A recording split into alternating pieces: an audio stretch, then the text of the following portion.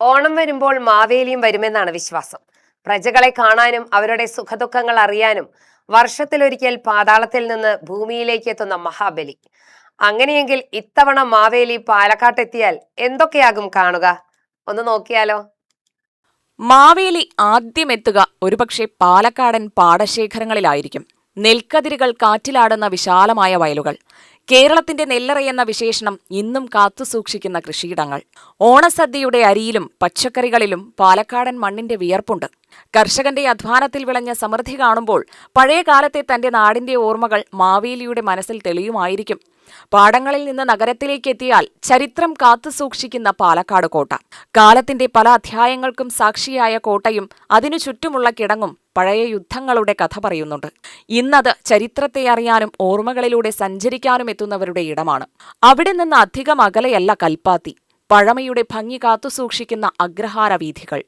തറവാടുകളും ക്ഷേത്രങ്ങളും ഇടുങ്ങിയ വഴികളും ചേർന്ന് മറ്റൊരു കാലത്തിന്റെ പാലക്കാടിനെ പരിചയപ്പെടുത്തുന്ന ഇടം. നഗരവൽക്കരണത്തിന്റെ തിരക്കിലും പൈതൃകത്തിന്റെ അടയാളങ്ങൾ കാത്തുസൂക്ഷിച്ചിരിക്കുന്ന കൽപ്പാത്തി മാവേലിക്ക് കൗതുകമാകുമെന്നുറപ്പ്. പാലക്കാടിന്റെ മറ്റൊരു മുഖം കാണണമെങ്കിൽ മലമ്പുഴയിലേക്ക് പോകാം. മലനിരകൾക്കിടയിൽ വിശാലമായി കിടക്കുന്ന ജലാശയം, പൂന്തോട്ടം, പച്ചപ്പ്. നഗരത്തിന്റെ തിരക്കിൽ നിന്ന് മാറി പ്രകൃതിയോട് ചേർന്ന് നിൽക്കുന്ന മലമ്പുഴയിൽ മാവേലിക്ക് ഇന്നത്തെ പാലക്കാടിന്റെ വിനോദസഞ്ചാര മുഖവും കാണാം. പിന്നെ നെല്ലിയാമ്പതിയിലേക്ക്. പാലക്കാട് ചുരത്തിന്റെ വിശാലമായ കാഴ്ചകൾക്കിടയിലൂടെ മല കയറുമ്പോൾ താഴെ പച്ചപ്പിന്റെ വലിയൊരു ചിത്രമാകും തുറക്കുക. മേഘങ്ങളെ തൊട്ട് നിൽക്കുന്ന മലനിരകളും തേയില, കാപ്പി തോട്ടവിളകളും വളഞ്ഞുപോകുന്ന മലമ്പാതകളും. സമതലവും മലനാടും ഒരേ ജില്ലയിൽ എങ്ങനെ ചേർന്ന് നിൽക്കുന്നു എന്നതിന്റെ മനോഹരമായ കാഴ്ച. മാവേലിയുടെ യാത്ര മണ്ണാർക്കാട് ഭാഗത്തേക്ക് എത്തുമ്പോൾ പ്രകൃതിയുടെ മറ്റൊരു വിസ്മയം കാത്തിരിക്കും.